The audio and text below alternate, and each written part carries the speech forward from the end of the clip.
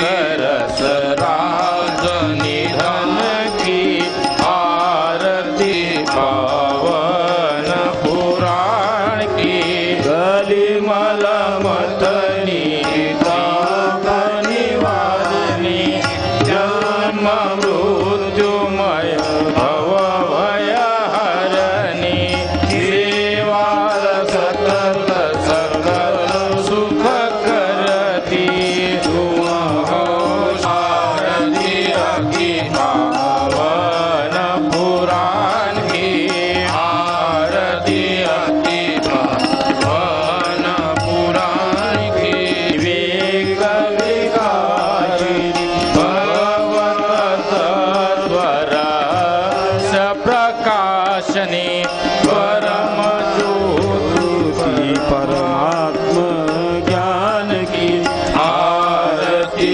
अति पावन पुराण की आरती अति पावन पुराण की परम मुनि उल्लासनी रसिक हृदय रास विलासिनी भक्ति मुक्ति रति प्रेम सुहासिनी कथा किंचन प्रिय सुजान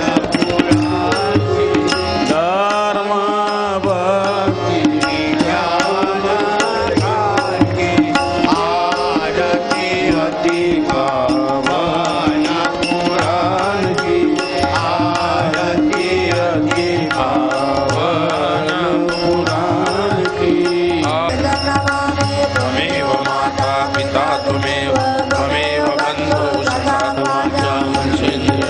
बुद्धान् माता पितृभ्यो करोमि यत् सकलं नारायणाय समर्पयामि अच्युतं केशवं राम नारायणं कृष्णदामोदरं वासुदेवं श्रीधरं माधवं गोपिकावल्लभं जानकीनायकं रामचन्द्रं हरे राम राम राम हरे हरे विनाशनानि गोविन्द दामोदर माधवेति श्रीकृष्ण गोविन्द हरे मुरारे नाथ नारायण वासुदेव गावसाने इदमेव सारं दुष्टावसाने इदमेव ज्ञेयं देहावसाने इदमेव जायं गोविन्द दामोदर माधवेति श्रीकृष्ण गोविन्द हरे मुरारी हे नाथ नारायण वासुदेव श्रीकृष्ण राधा वर गोकुलेश गोपाल गोवर्धन नाथ विष्णु दिव्ये पिबास्वकृतमेतदेव गोविन्द दामोदर माधवेति श्रीकृष्ण गोविन्द हरे मुरारी हे नाथ नारायण वासुदेव दिव्येर सत्ने मधुरा प्रिया त्वं सत्यामितं त्वां परमं वदामि आवरणयेथा मधुराक्षराणि गोविन्द भानुधर माधवेति श्रीकृष्ण गोविन्द हरे मुरारी हे नाथ नारायण वासुदेव मामेव याचे मम देहि जिह्वे समागते दण्डधरति उतान्ते वक्तव्यमेवं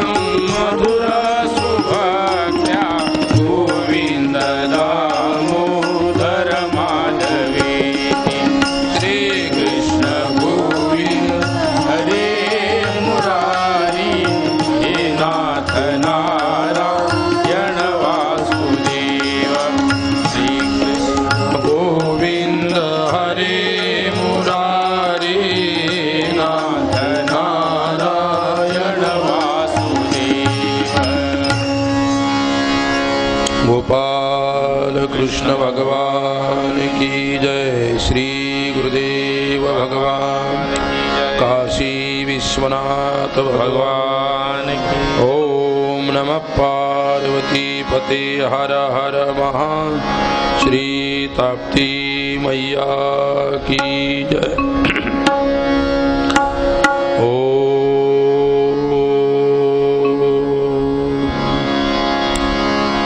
स्वस्ति श्री गणेशाय नमः। ओम श्री सरस्वत्यै नमः। ओम श्री गुरुभ्यो नमः। ओम नमो भगवते वासुदेवाय। ओम आरूढ़ा श्वेतहंसे भ्रमति च गगने दक्षिणे चाक्षसूत्रम् वामे हस्ते च दिव्याम्बरकनकमयं पुस्तकं ज्ञानगम्यं। सा वीणां वादयन्ती स्वकरकरजपैः शास्त्रविज्ञानशब्दैः क्रीडन्ती दिव्यरूपा करकमलधरा भारती सुप्रसन्ना। कान्ति सितामृषतनिन्दितशारदिन्दु यत्रैकतो विलसितामसिताङ्गशोभाम्।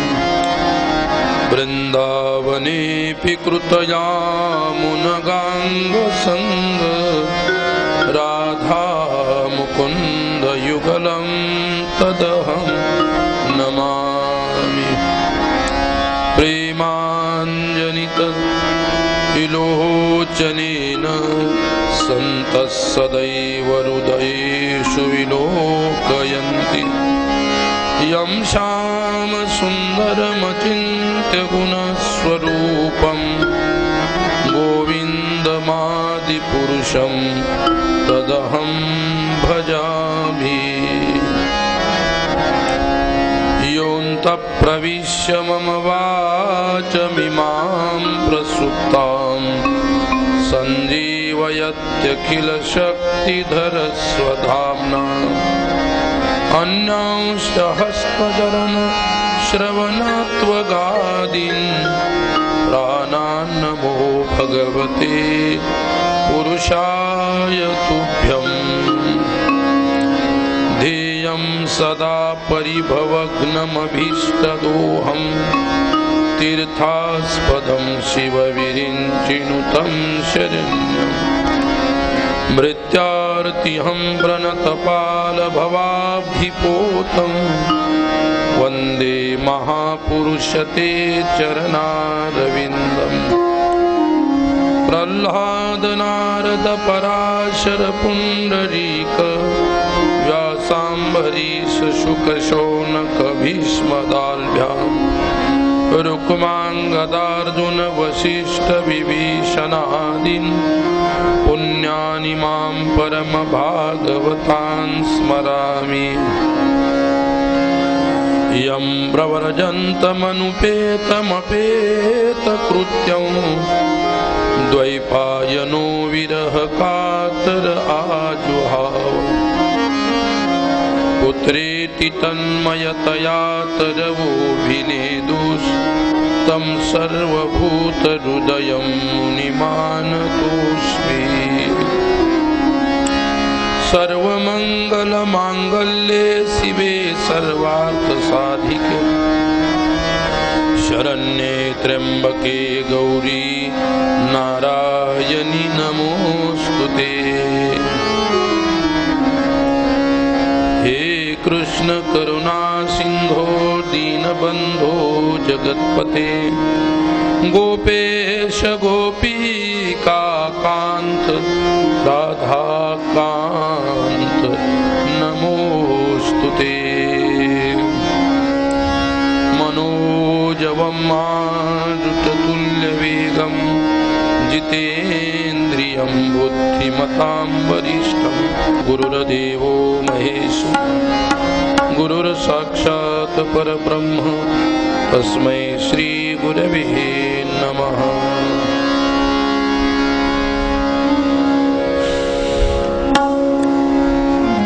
सृष्टि के कण कण में बसे हुए भगवान देवकी नंदन यशोदानंदन नंदनंदन भगवान श्री कृष्ण आत्मस्वरूप सद्गुरुदेव श्रद्धा प्रेम भक्ति स्वरूप समस्त श्रोतागण भक्तगण श्रीमद् भागवत का दशम स्कंध भगवत स्वरूप है।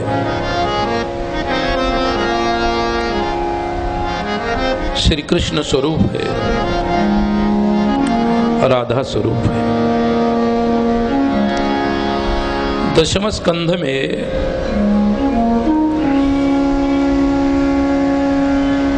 निरोध लीला है।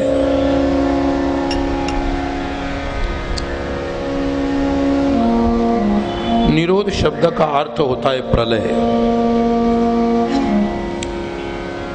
केवल प्रलय ही उसका अर्थ नहीं है, किंतु प्रपंच में कृष्ण की क्रीड़ा ही जो दिखाई देती है। दूसरी बात, कृष्ण की क्रीड़ा और प्रपंच की जो विस्मृति है वही निरोध है। भगवत चिंतन के समय भगवत स्मृति जगनी चाहिए और प्रपंच विस्मृति होनी चाहिए। श्री कृष्ण में और श्री कृष्ण के जो भक्त है उनमें आसक्ति तथा भक्तों का प्रपंच जो है उसका प्रलय, यही निरोध।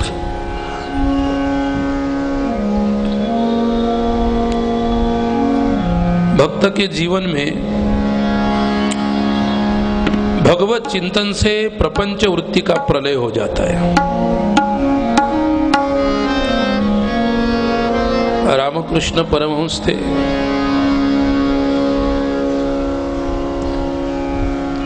साधु थे, वो शादी करना नहीं चाहते थे, लेकिन घर वालों ने, लोगों ने कर दिया।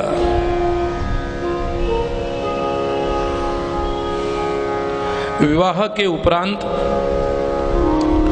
उन्होंने मां शारदा को यही बात कही, देख मेरा विवाह तेरे साथ हो गया है,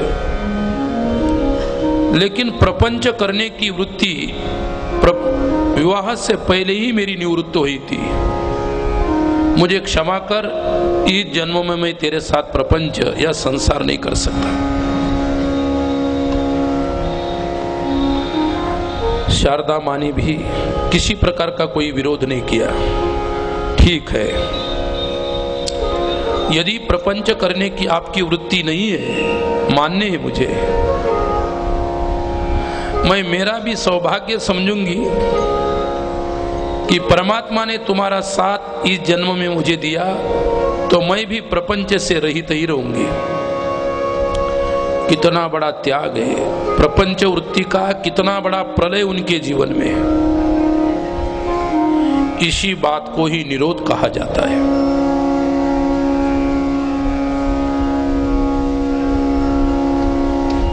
दूसरी बात, निरोधो अस्यानुशयनम आत्मनः सहशक्तिभिः। निरोध शब्द का संस्कृत भाषा में अर्थ किया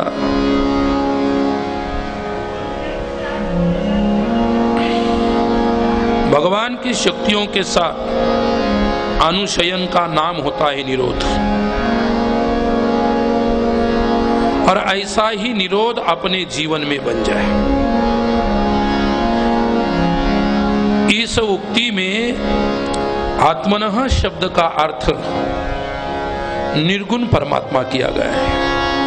आत्मा का अर्थ होता है निर्गुण निराकार परमात्मा। अपना जो प्रपंच है उसका निर्गुण निराकार परम तत्व में लय हो जाए, यही निरोध है।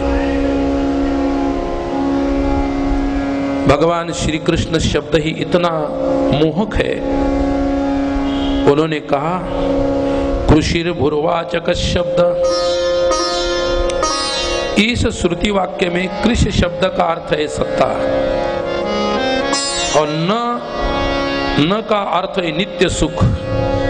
सत्ता और सुख की एकता हमेशा भेद रहित होती है, और उसी अभेद को ही निरोध कहा गया है। ये इसका आध्यात्मिक अर्थ हो गया। पटतंतु सुख सत्ता तादात्म्यम। तंतु में जैसा पट दिखाई देता है, तंतु ही पट का आकार ग्रहण करता है, वैसा परमात्मा ही इस प्रपंच का आकार ग्रहण करता है। उसका वस्त्र का मूल जैसे तंतु है, इसी प्रकार संसार का मूल भगवान होते हैं। ऐसे ज्ञान को समझना ही निरोध लीला को समझना है।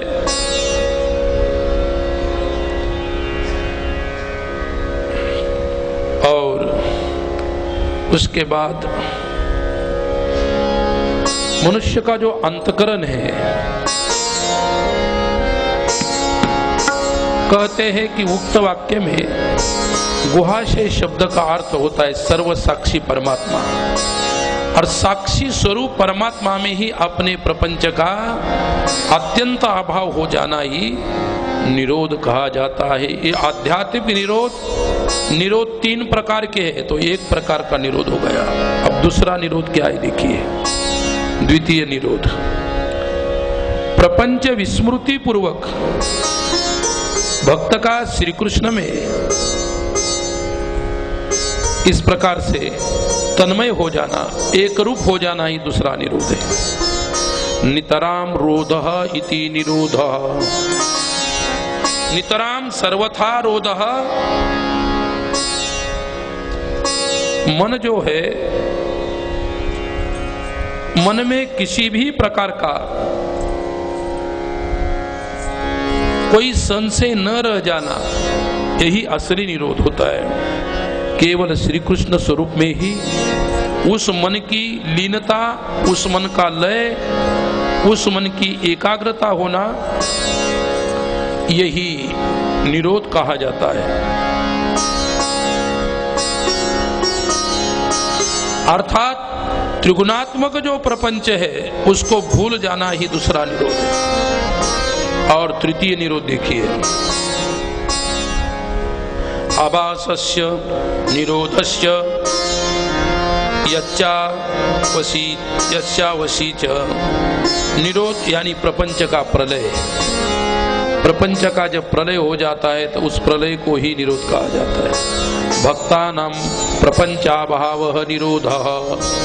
भक्त के जीवन में प्रपंच वृत्ति का अभाव हो जाना निरोध है। प्रलय निरोध शब्द का अर्थ कहा गया है। और दशम स्कंद में पहले अध्याय 9 तक 12, 13 ये 3 अध्याय जो है, पहले से 9 तक तो पहला निरोध हो गया, 12, 13, 14 में दूसरा निरोध हो गया। और उसके बाद फिर दशम स्कंध के 2 विभाजन किए गए, पूर्वार्ध और उत्तरार्ध। पूर्वार्ध में 1 से 46 अध्याय तक पूर्वार्ध है, और 47 से लेकर 90 अध्याय तक उत्तरार्ध है। और इसमें 5 प्रकरण, दशम स्कंध में 5 प्रकरण है। 1 से 4 अध्याय तक जन्म प्रकरण है, 5 से लेके 11 अध्याय तक तामस प्रकरण है, 12 से 18 तक प्रमेय प्रकरण,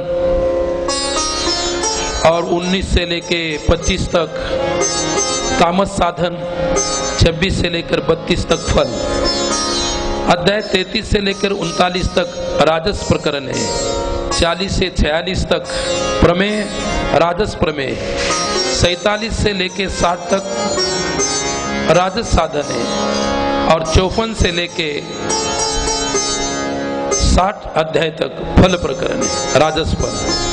फिर 61 से लेके 66 तक सात्विक प्रकरण है, और 68 से लेके 74 तक सात्विक प्रकरण है, सात्विक प्रमेय, और 75 से लेके 81 तक सात्विक फल प्रकरण है, और से जितने अध्याय गुण प्रकरण 5वां है, 82 से लेकर 85 तक धर्म प्रकरण है।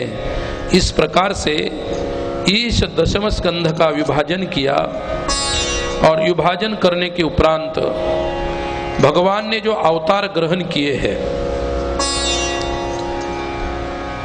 वैसे श्री कृष्ण का 8वां अवतार है, इसको पूर्ण अवतार कहते हैं।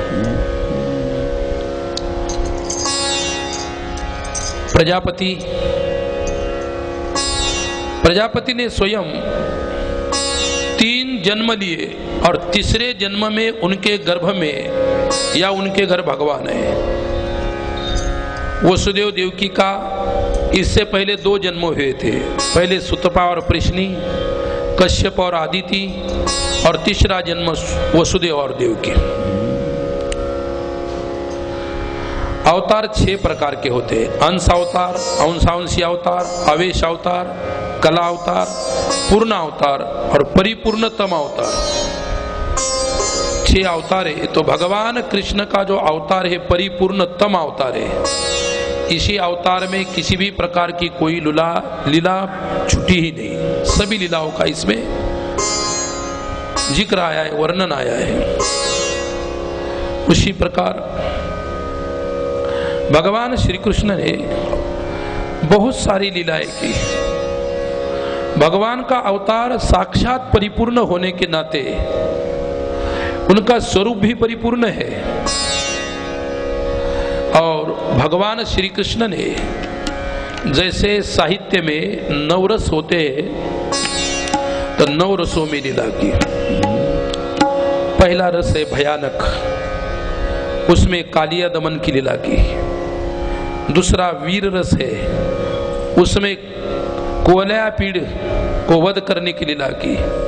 तीसरा रौद्र रस है, उसमें चानूर और मुष्टि का वध की लीला की। चौथा अद्भुत रस है, और अद्भुत रस में गोवर्धन धारण करने की लीला की, अद्भुत कार्य किया।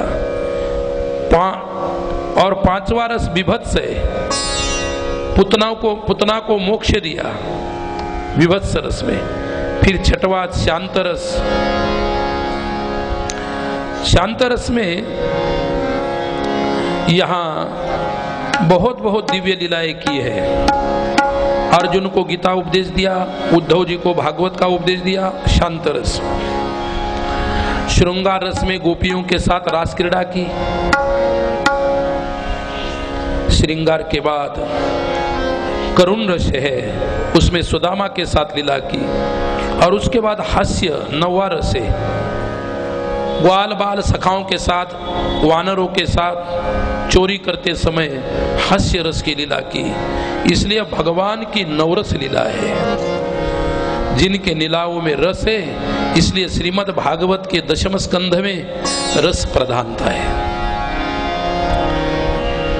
हर एक चरित्र में इन्होंने अपने जीवन में जो रस भर दिया इस कथा में, तो बहुत बड़ा दिव्य रस है। और रसों की जब बात आती है तो परमात्मा ने कल की कथा में जो हमने सुना, उसके बाद की कथा हमको आज सुनना है। थोड़ा सा संकीर्तन करेंगे उसके बाद। गोपाल कृष्ण भगवान की जय। राधे राधे राधे श्री राधे गोविंदा। राधे राधे राधे श्री राधे गोविंदा। राधे राधे राधे श्री राधे गोविंदा। राधे राधे राधे श्री राधे गोविंदा। राधे गोविंद भजो वृंदावन चंदा। राधे गोविंद चंदा। राधे गोविंद भजो वृंदावन चंदा। राधे राधे राधे श्री राधे गोविंदा। राधे राधे राधे श्री राधे गोविंदा। राधे राधे राधे श्री राधे गोविंदा। राधे राधे राधे श्री राधे गोविंदा। राधे गोविंद भजो राधे गोपाला। राधे गोविंद भजो राधे गोपाला। राधे गोविंद भजो राधे गोपाला। राधे राधे राधे राधे श्री राधे गोविंदा। राधे राधे राधे श्री राधे गोविंदा। राधे राधे राधे श्री राधे गोविंदा। राधे राधे राधे श्री राधे गोविंदा। राधे गोविंद भजो राधे गोविंदा। राधे गोविंद भजो राधे गोविंदा।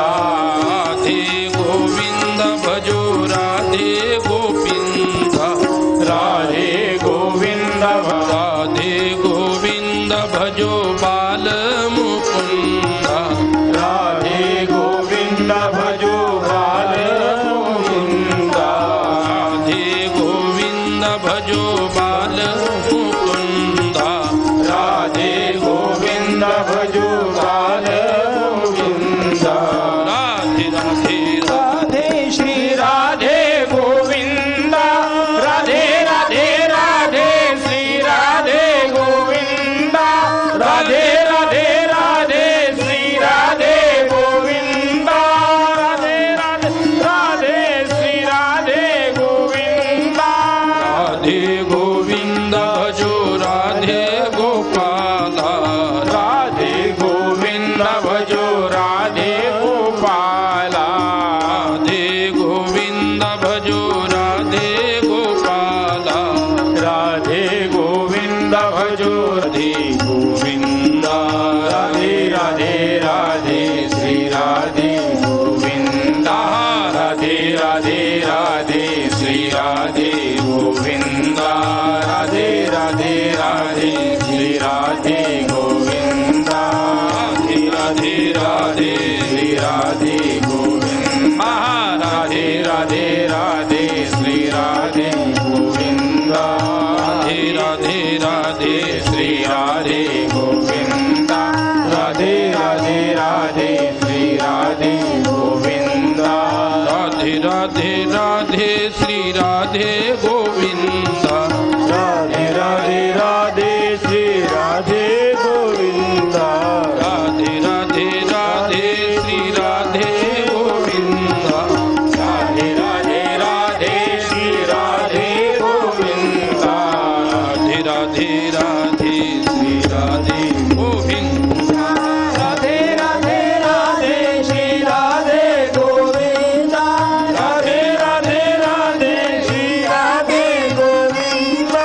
राधे राधे राधे श्री राधे गोविंदा। राधे राधे राधे श्री राधे गोविंदा। कृष्ण भगवान की पूर्ववतावृता ततो बालध्वनिं श्रुत्वा गृहपाला समुत्थिताः। बहिरन्तपुरद्वार सर्वाः पूर्ववतावृताः। भगवान श्रीहरि का प्राकट्य कंस के कारागृह में हुआ।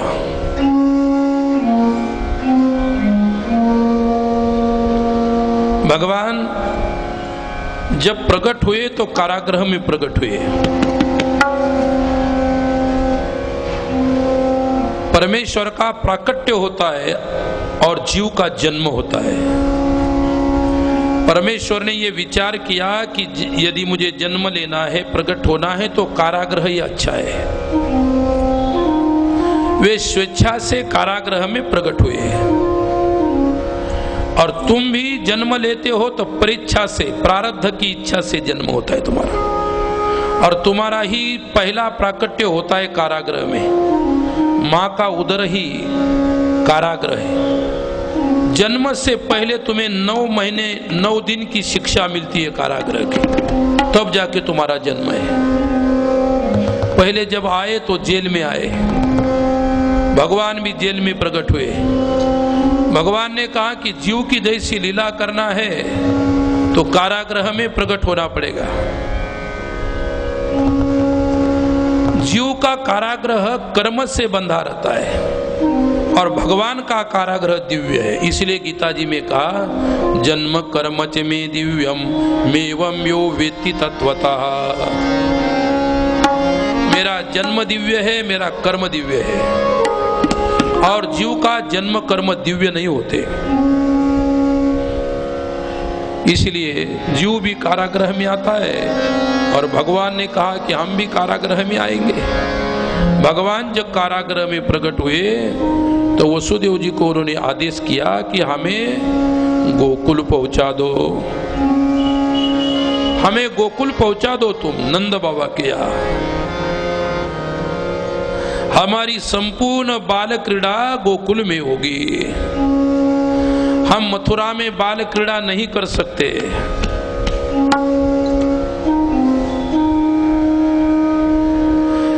गोकुल शुद्ध भूमि है, मार्जित भूमि है। गोकुल में जितने लोग हैं भगवान के भक्त हैं। मथुरा में वो बात नहीं है। तो भगवान ने कहा कि हमें वहां पर पहुंचा देना। तो उसी समय वसुदेव जी ने कहा ठीक है, लेकिन नाथ अब तुम तो कारागृह में हो, हम भी कारागृह में हैं। कारागृह के बाहर जाना बड़ी कठिन बात है कि उस कारागृह को 7 गेट थे, 7 दरवाजे। 7 दरवाजे उस कारागृह को थे।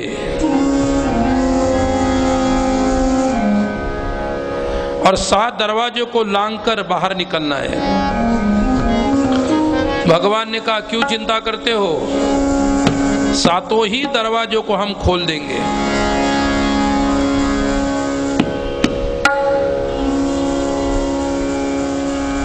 देखो तो भगवान की कृपा करुणा रही। वसुदेव जी ने उसी समय भगवान को एक टोकरे में रखा और निकलने के लिए चल पड़े कारागृह से। देवकी ने कहा क्यों जी, एक बार मुझे मुख दर्शन करने दीजिए, फिर ये श्रीमुख कब दिखेगा कोई पता नहीं। जिसके 6 बालक कंस ने वध किए थे, 6 बालकों का,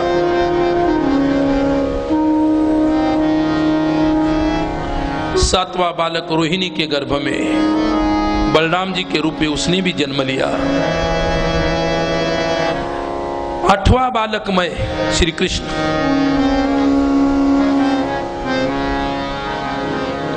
देवकी माँ ने एक बार अपने लाला को जी भर के देखा,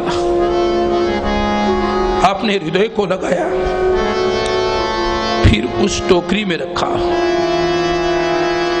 ले जा सकते हो जब उनका आदेश है।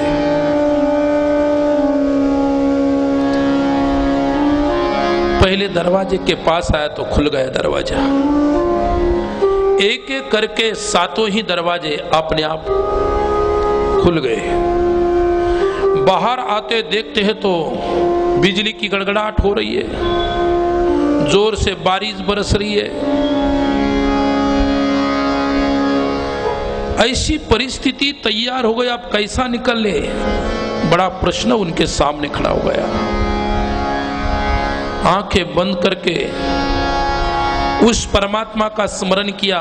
वो परमात्मा अष्टवर्ष के रूप में उनके सामने प्रकट हुए थे। कोई कहता है 12 वर्ष के रूप में प्रकट हुए थे, कोई कहा 8 वर्ष के रूप में प्रकट हुए। मेरे नाथ, मेरे प्रभु, ये वातावरण है, ऐसा मौसम बन गया है। इसके बाद जमुना जी को भी पार करना है। जमुना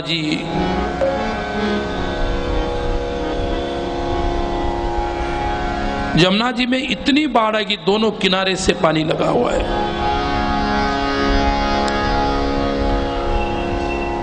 निकल पड़े, जो भी हो कोई बात नहीं, परमात्मा का स्मरण करते करते निकल पड़े। और जब जमुना जी के किनारे आए, यमुना जी में प्रवेश करते हैं तो उस समय पानी तो बहुत कम था, लेकिन जैसे प्रवेश किया और चलने लगे तो पानी बढ़ने लगा। ऊपर से बारिश हो रही है, नीचे से जलस्तर बढ़ गया है। ऐसे परिस्थिति में अब कैसा जाना होगा? मैं चला जाऊं तो कोई बात नहीं, लेकिन बालक के लिए बहुत चिंता करते हैं। और धीरे धीरे धीरे धीरे जमुना जी के बीच में आए तो जमुना जी इतनी बढ़ी तो पानी तो वसुदेव जी के गले तक आके स्थिर हो गया, ऊपर चढ़ने को है। भगवान ने सोचा कि पिताजी तो डर रहे हैं और जमुना जी सोच रही है कि मुझे दर्शन हो जाए भगवान के। जब तक हम टोकरी में नहीं पहुंच जाती तब तक तो दर्शन नहीं होगा, और मैं टोकरी में पहुंच जाऊंगी तो वसुदेव जी डूब जाएंगे। उसको भी चिंता तो हो गई, लेकिन परमात्मा को प्रार्थना किया, नाथ आपके चरण यदि टोकरी के नीचे छोड़ते हैं तो बहुत अच्छा रहेगा, मैं आपके श्री चरणों का दर्शन करूंगी। भगवान श्री हरि ने अपना दाहिना पैर धीरे से टोकरी के नीचे छोड़ा और जमुना जी का स्तर जैसे बढ़ते बढ़ते बढ़ते ऊपर आया और टोकरी में से भगवान ने जमुना जी को स्पर्श किया। जमुना जी वो भाग्यशालिनी है कि परमात्मा के श्री चरणों का दर्शन उसको सबसे प्रथम सबसे शुरू में हुआ। देखो कितनी भाग्यशालिनी है। जैसे ही दर्शन करती है फिर नीचे चली गई। फिर वसुदेव जी ने धीरे से जमुना पार की। जमुना पार जब किया तो वे गोकुल आ गए। गोकुल आने के सबसे पहले नंद बाबा की गली में, वहाँ जहाँ राजभवन था, राजमहल था, वहाँ भी दरवाजे बंद हैं। वसुदेव जी ने कहा वहाँ जो मुसीबत थी वो यहाँ पर भी आ गई, आप कैसे करें? कहा नाथ वहाँ के जैसे यहाँ परिस्थिति हो जाए। नंद बाबा के महल का दरवाजा अपने आप खुल गया और वसुदेव जी अंदर प्रवेश करते हैं। मां जसोदा जी अपने पलंग पर सोई हुई है, अकेली सोई हुई थी, अकेली ही सोई हुई थी।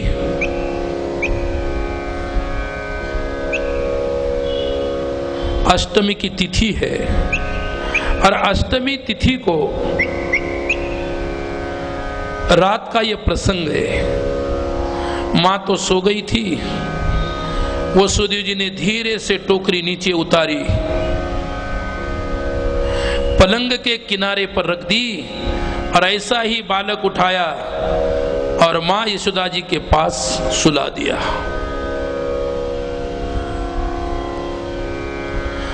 और वहां पर एक योग माया जन्म ली थी, कहते भगवान ने ये भी आदेश दिया, वहां पर जो योग माया ने जन्म लिया है उस योग माया को उठा के तुम फिर मथुरा ले आना। टोकरी में से भगवान को उठाए, जब माँ यशोदा जी के पास रख दिया और वहां से फिर योग माया को उठाते हैं और फिर टोकरी में रखते हैं। फिर उसी दरवाजे से निकल पड़े। यहां पर फिर 7 दरवाजे खुले ही तब तक थे।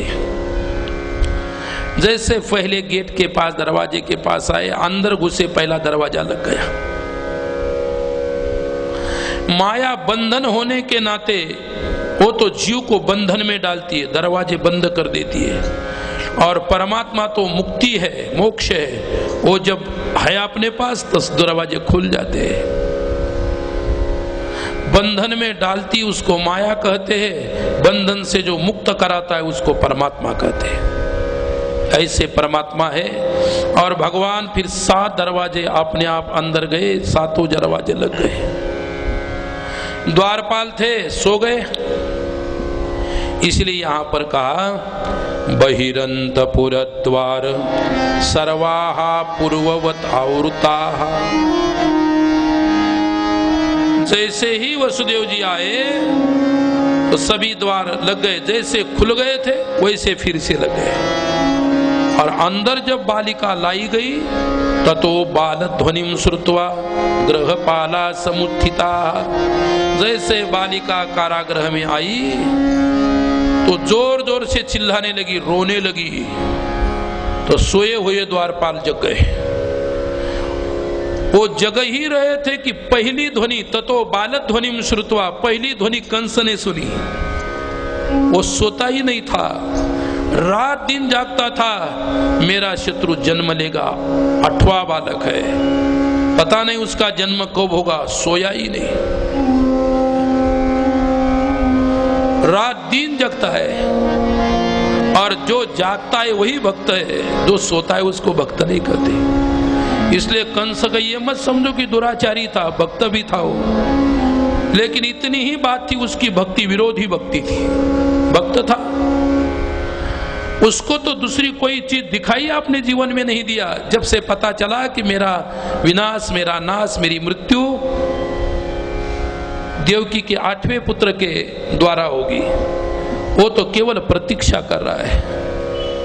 बाकी तो सब मस्ती से सोए हुए हैं, द्वारपाल भी सोए थे, लेकिन भगवान के आने की प्रतीक्षा केवल गोकुल और मथुरा में अकेला कंस ही करता था कि किस दिन परमात्मा प्रकट होंगे। मंदोदरी ने कहा रावण को, आप जानते नहीं क्या, आप तो वेद को जानने वाले, वेद के ज्ञाता है, वेद के उद्गाता है आप राम को नहीं जानते। उसने कहा अपने को पढ़ाने की बात मत करो, मैं क्या जानता हूं और क्या नहीं जानता ये मुझे ही पता है। ये मत समझ के मैं राम को नहीं जानता। राम का बाप भी जन्म नहीं लिया था, तब उससे ही पहले मैं था। वो जब जन्मा था तब मैं बूढ़ा था, इतनी मेरी उम्र है। मुझे क्या समझ रखा है तुम लोगों ने।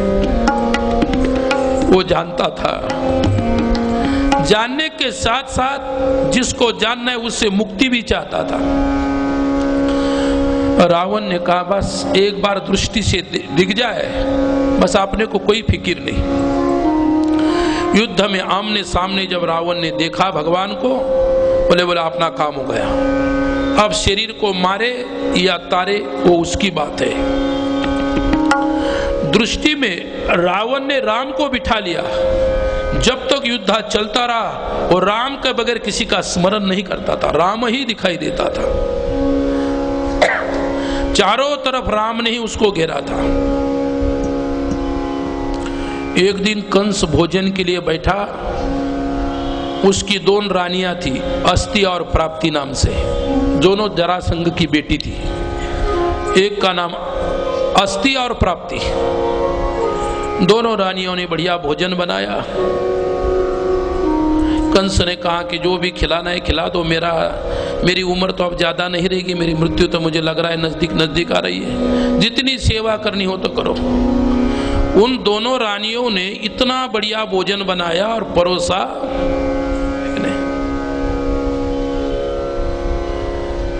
सब कुछ भोजन बना के परोसा, चांदी के गिलास में पानी दिया पीने के लिए।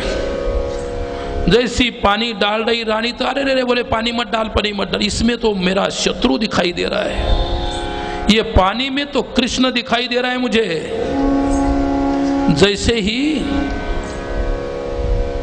अन्न का ग्रास उठा के हाथ में लिया तो बोला इसमें भी तो कृष्ण दिखाई दे रहा है, आप अंदर कैसे डालूं, अंदर घुस जाएगा। उसको हर चीज में कृष्ण दिखाई देता था। और तुम कथा सुन रहे तो कृष्ण दिखाई देता है क्या? सच्ची बात बताओ। अब सुन रहे तब तक तो कोई बात नहीं दिखाई देता होगा, घर में जाने पर क्या दिखाई देता है? उसको तो घर रहे बाहर रहे कहीं भी रहे, उसको कृष्ण ही कृष्ण, चारों तरफ कृष्ण ही कृष्ण दिखाए। हरिश्चित्तम समाश्रयेत, जिस वस्तु का तुम चिंतन करते रहोगे अंत में उसी वस्तु का स्वरूप तुम्हें प्राप्त होगा। मराठी में तुकाराम महाराज जी ने बहुत सुंदर बात कही हमारे यहाँ। तुका मने आड़ी, तुका मने आड़ी,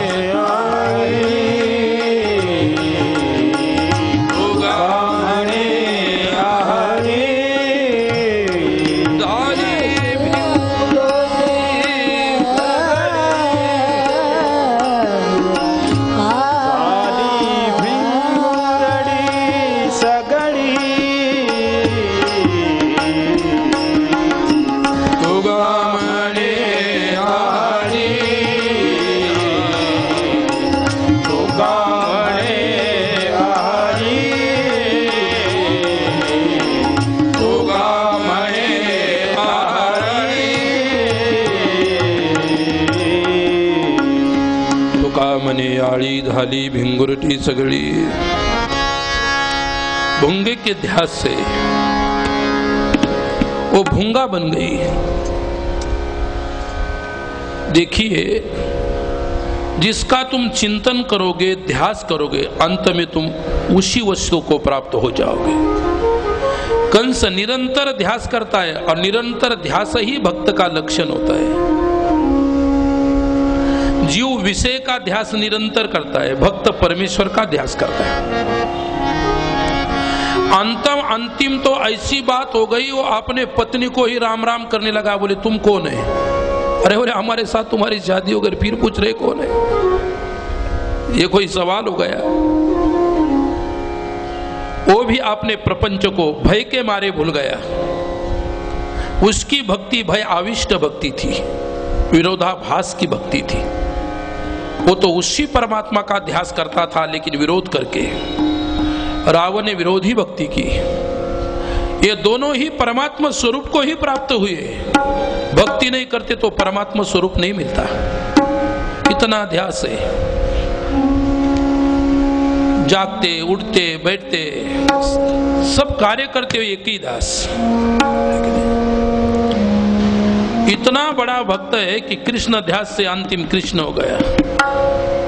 अब तुम लोग गाली देते कंस दुष्ट था, अब तुमसे अच्छा था कि नहीं? तुम लोगों से कितना अच्छा था कंस, उतने अच्छे तो तुम भी नहीं हो, इतना ध्यास अपने पास कहाँ है। तो परमेश्वर ने जब योग माया को वसुदेव जी ने लाया यहाँ पर, तो योग माया रोने लगी। माया उसी को कहते जो स्वयं रोती है और दूसरे को रुलाती है, उसको कहते हैं माया। वो अपने आप रोती है, दूसरे को ही रुलाती रहती है। ये माया जब वहां पर आई तो कंस को पहले सुनाई दिया, ततो बालध्वनिम श्रुता ग्रहपाला समुदित। ग्रहपाल जो लोग थे बाकी वाले, वो बाद में उठे। जैसे ही कंस दौड़ से वो आया तो देखे सो गए हैं, मेरी ड्यूटी करने के लिए इनको रखा है। प्रत्येक के छाती में एक एक मुक्का मार दिया। हमारे यहाँ से पैसा लेते हो, तनख्वाह लेते हो और सो जाते हो, नौकरी करते क्या करते, सोने के लिए यहाँ रखा है। अंदर गया तो बालिका रो रही थी। जैसे उसने कंस को देखा, कंस को देखती है तो हंस रही। अरे दुराचारी, तेरी मृत्यु निश्चित है। देखो, हंसने लगी। देखो,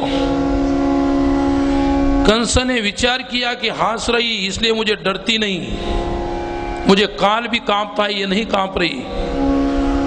देवकी को कहा कि दीजिए हमारे पास ये बालिका को, हमारे हाथ में दो। कहा भैया, मेरे 6 बालकों का तुमने वध किया, मैं मां होने के नाते मुझे कितना दर्द दुख हो गया होगा।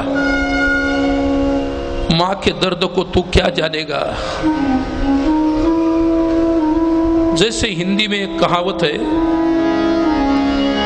बांझ क्या जाने प्रसव की पीड़ा। बांझ क्या जाने प्रसव की पीड़ा। जिसने कभी बालक को प्रसव ही नहीं किया, वो प्रसूति की पीड़ा नहीं जान सकती।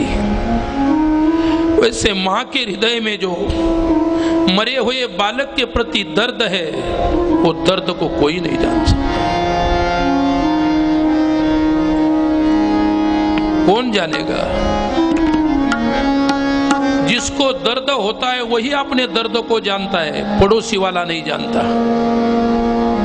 नजदीक नजदीक सोने वाला व्यक्ति ही नजदीकी व्यक्ति का दर्द नहीं जानता, क्योंकि दर्द शरीर को चिपका हुआ नहीं है, दर्द हृदय का विषय है, वो तो अपने अंतःकरण में होता है।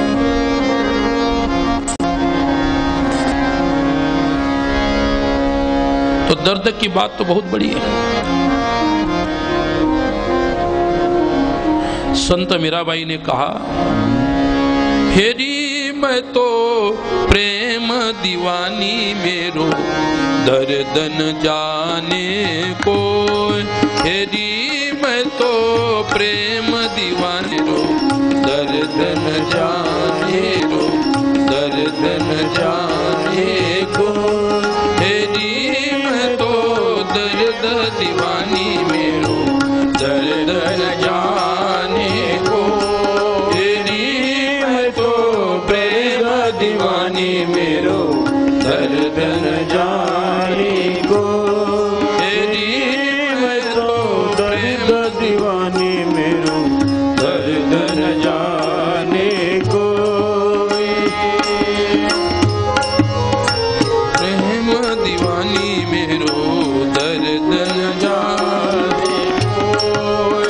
जो हर की गत जो घर जाने और न जाने को।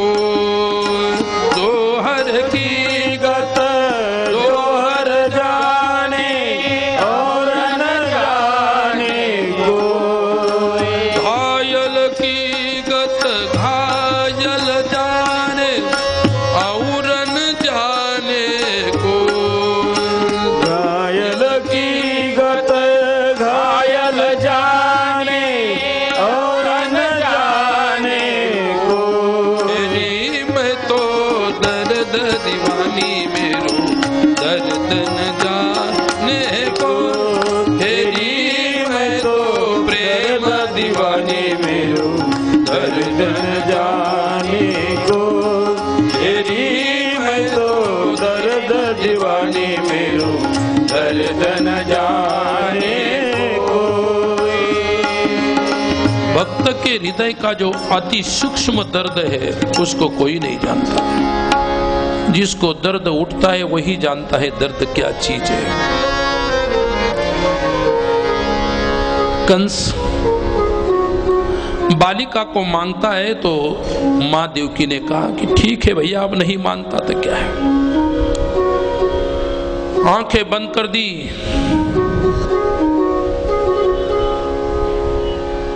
मैंने 6 मृत्यु देखे हैं, अब इस बालिका का मृत्यु नहीं देख पाऊंगी। कहा मेरे भैया क्या बिगाड़ सकती है बालिका तेरा, तू तो इतना शक्तिशाली योद्धा है। तू काल जब तुझे डरता है तो ये बालिका क्या कर सकती है। उसने कहा कि तू जानती नहीं, शत्रु कभी छोटा नहीं होता। नीति कहती है कि शत्रु कभी छोटा नहीं हुआ करता, शत्रु हमेशा बड़ा की बड़ा ही होता है। उसके गोदी में से बालिका को खींच लिया। बहुत सारा अनुनय विनय करने पर भी वो नहीं माना। फिर हाथ में लेके जोर से बालिका को ऐसे घुमाया और कारागृह की दीवार पर मारना चाहता है। जैसे ही घुमाया बालिका तो हाथ से छूट गई,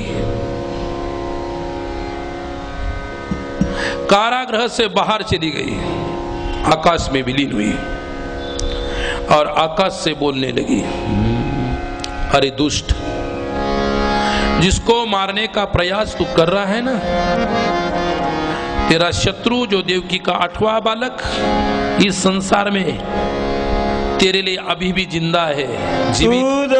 लागी वधी, तुझ लागी वधी,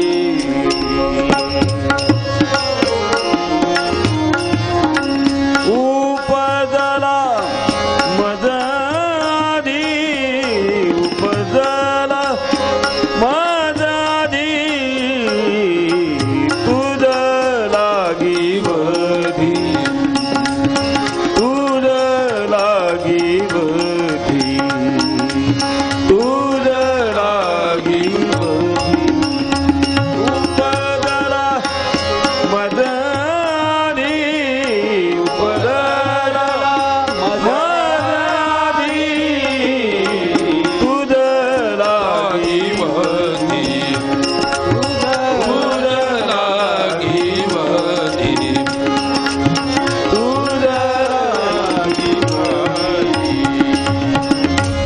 तेरे मारने वाला बालक मेरे से पहले ही उसका जन्म हुआ है, याद रख।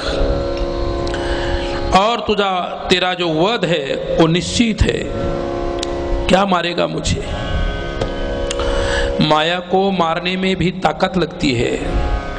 माया को केवल ब्रह्मज्ञानी व्यक्ति ही मार सकता है और कोई नहीं। उसके लिए तो ज्ञान ही तीर है मारने के लिए। अब तुम्हारे पास तीर ही नहीं तो क्या मारोगे? तो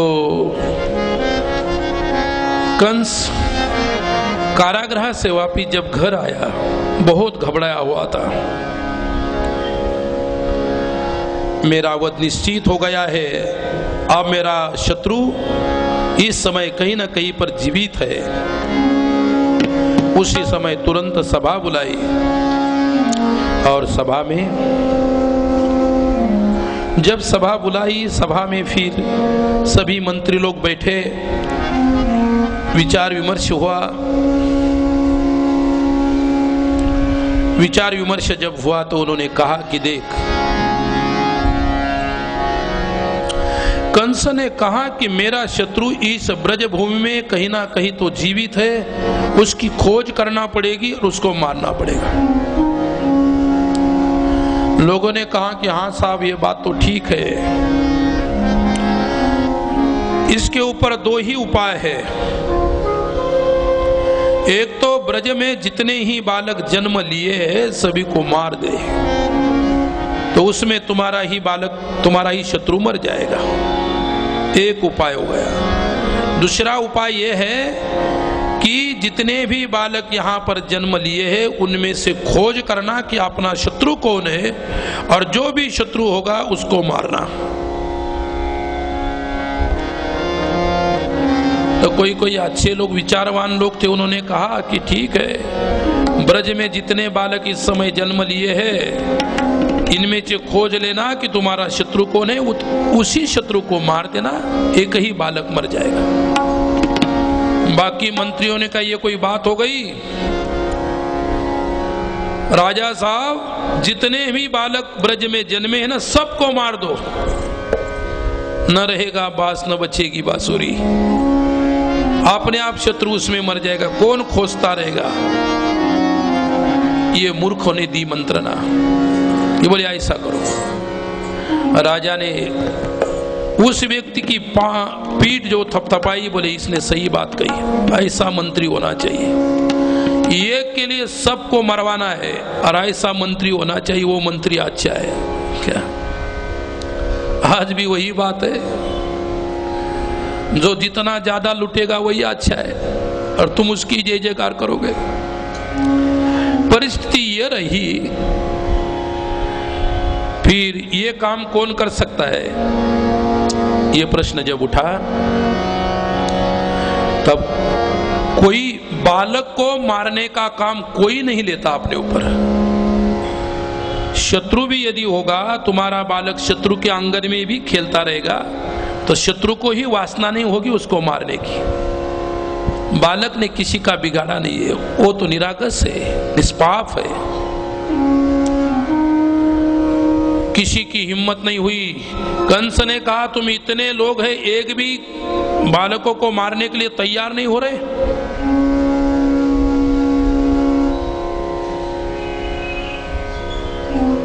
उसी समय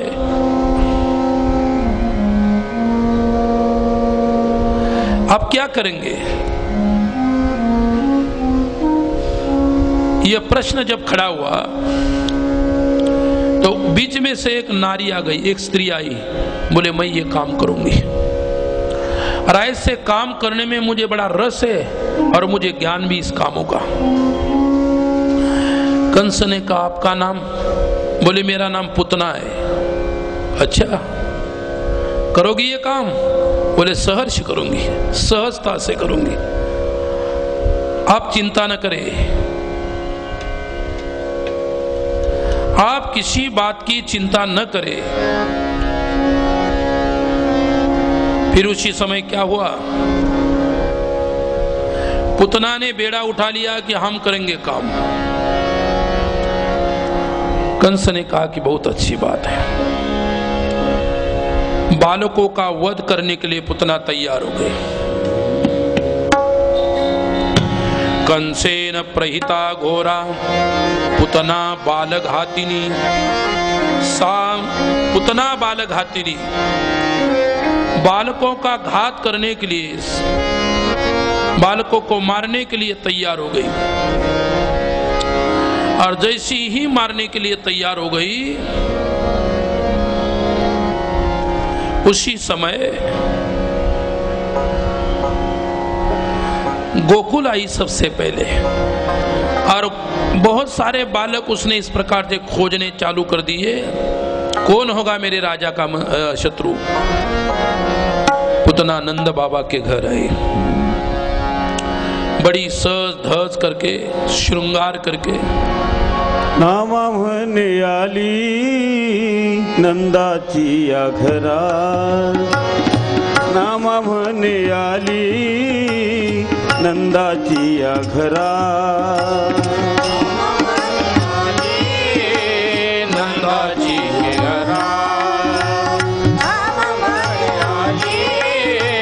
नंदाजीचे घरा। नामा म्हणे आली नंदाची घरा, नामा म्हणे आली नंदाची घरा। नामा म्हणे आली नंदाची घरा, नामा म्हणे आली नंदाजीचे घरा। स्वरूपा सुंदरा देवांगना, स्वरूपा सुंदरा देवांगना। नाम म्हणे आली नंदाची घरा,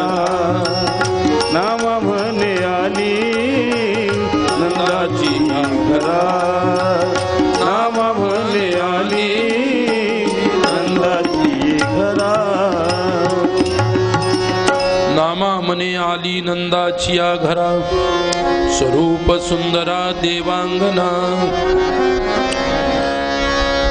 नंद बाबा के घर स्वरूप से सुंदर स्वरूप लिया उसने, श्रृंगार आदि किया। नंद बाबा के यहां पर आई नंद रानी यशोदा, अपने काम में लगी हुई थी। धीरे से घर में प्रवेश किया और जैसे ही प्रवेश किया, जहां भगवान झूले में डाल दिए थे, वो झूले के पलने के पास गई। देखती है कि पलने में भगवान बैठे हैं। पहले तो सोए हुए थे और पुतना को देख के थोड़ी देर बैठे, फिर इस प्रकार से लेट गए।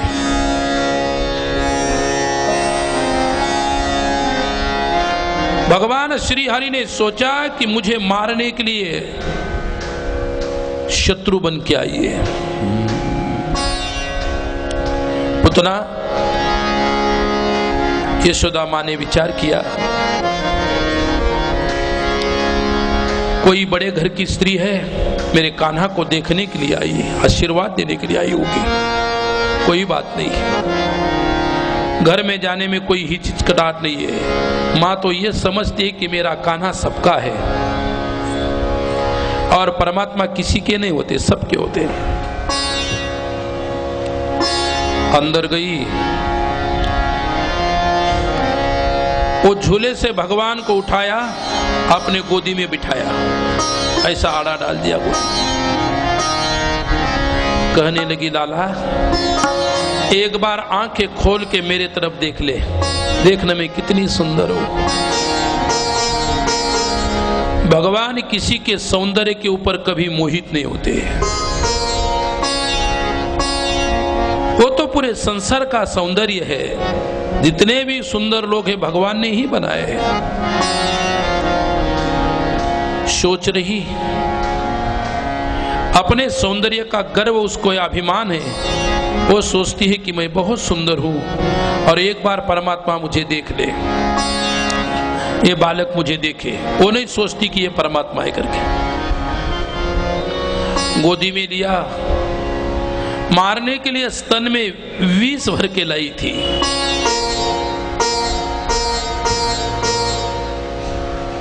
बालक हाथिनी पुतना जब वहां पर बैठी है, कृष्ण ने आंखें बंद कर दी, खोलते ही नहीं। चरा चरात्मसन निमिलिते क्षणाः, भगवान ने नेत्र बंद किए, नेत्र को बंद कर दिया है। देखते ही नहीं। उसको इच्छा है कि एक बार बालक का खुले आंख मुख देख लो। नेत्र बंद करने के क्या कारण है, श्रीमद् भागवत जी के टीका में लिखा है। पहले पुतना शब्द का अर्थ,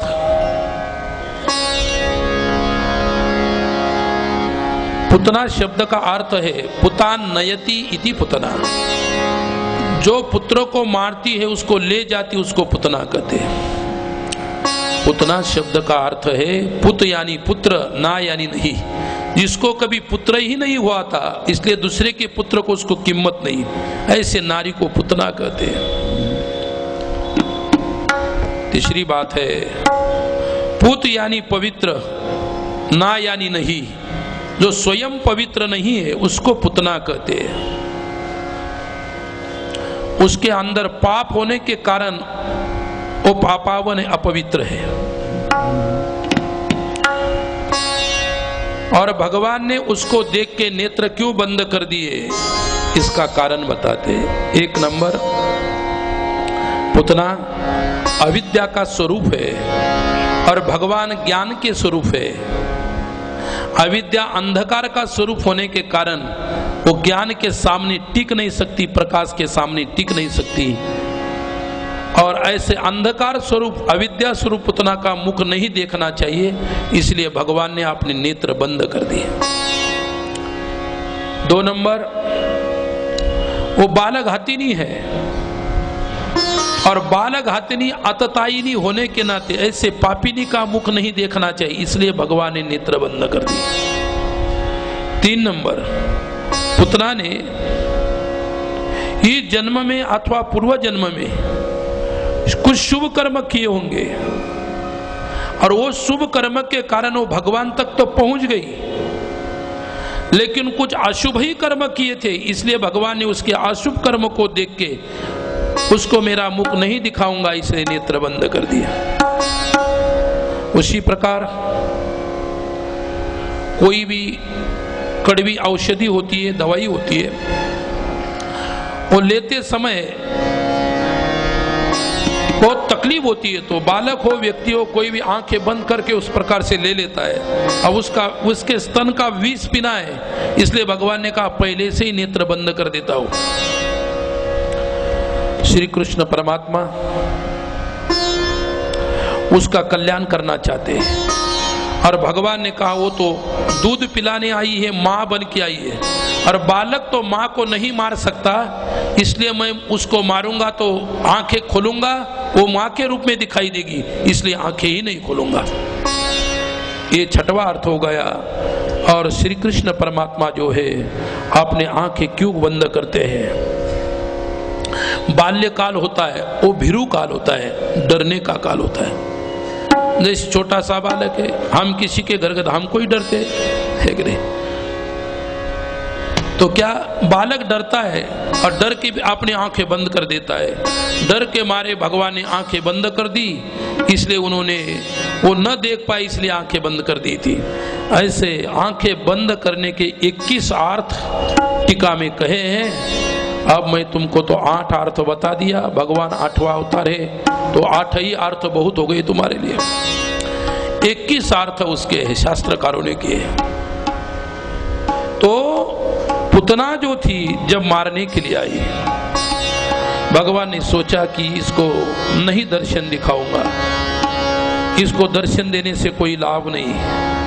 तो भगवान ने कहा अब ये जो पुतना है, चलो क्या क्या करती है देख लेते।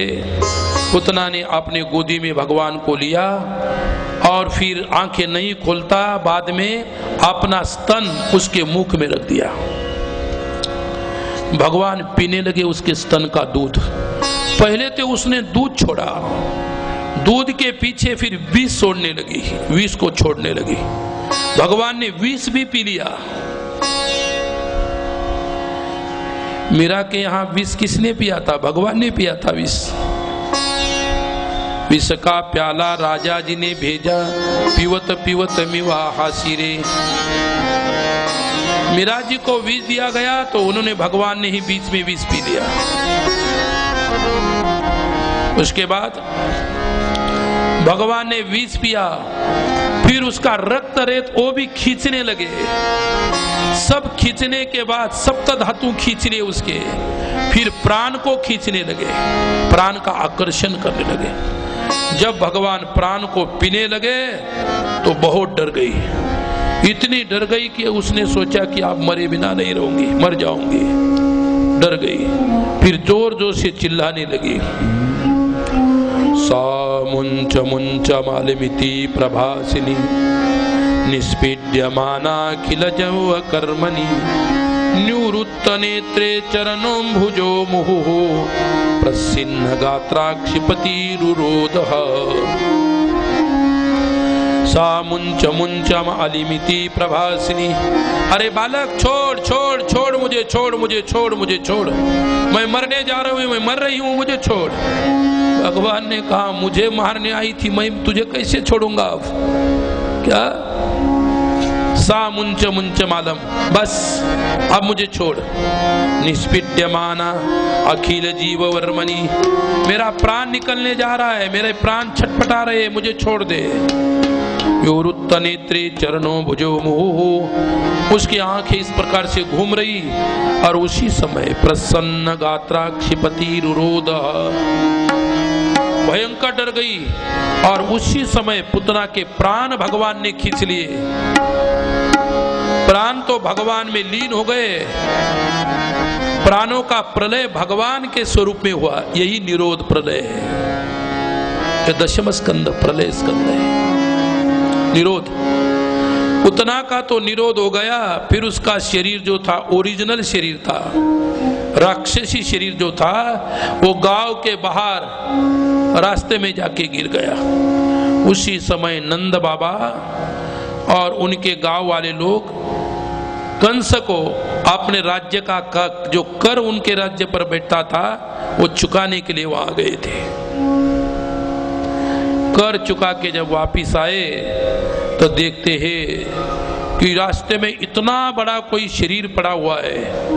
पहले तो लगा कोई पहाड़ की ये टेकड़ी ही पड़ी हुई है इतनी बड़ी, तो नजदीक आए तो देखता है कोई नारी कोई स्त्री है।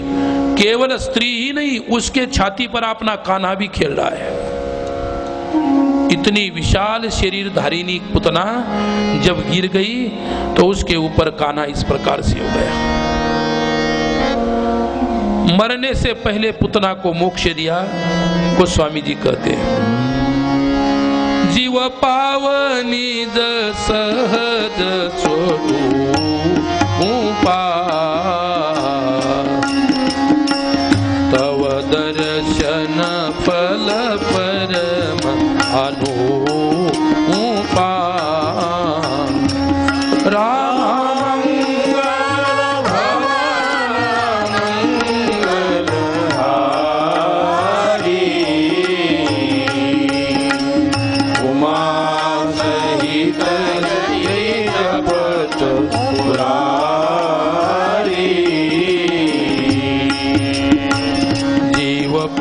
निज सद स्वरूपा तव दर्शन परम अनूप।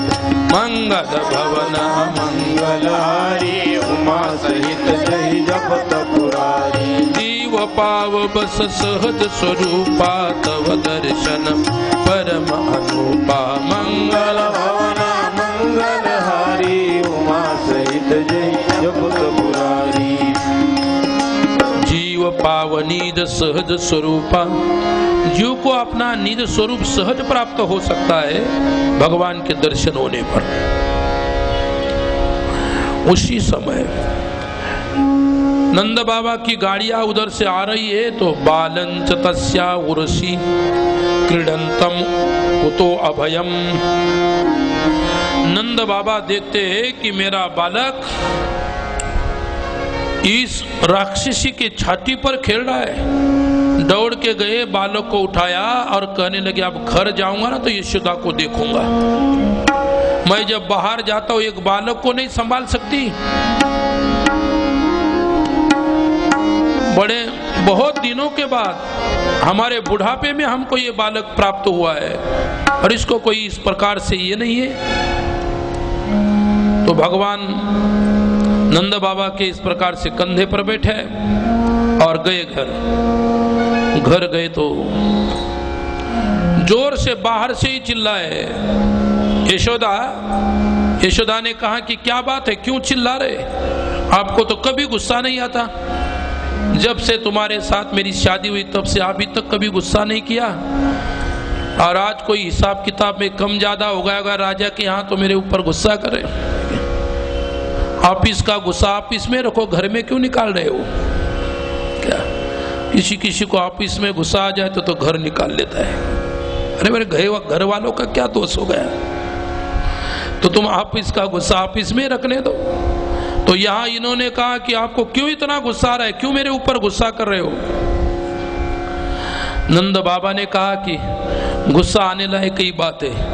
एकलौता एक बेटा, उसको नहीं संभाल सकती हो? मैं एक दिन के लिए बाहर गया तो बालक पता था कहां था? बोले कहां था? पता है तुझे गांव के बाहर कितने लोग इकट्ठा हुए, क्या देख रहे? बोले मुझे क्या पता है, मैं तो राजभवन के बाहर कभी निकलती नहीं, इसीलिए तो बता रहा हूं। इतनी विशाल राक्षसी गांव के बाहर मर गई है, मरी हुई पड़ी है। तुम्हें पता नहीं, पूरे गांव को पता है। और जोर से बोला एक बालक को नहीं संभाल सकती? बोले आप बात क्या कर रहे?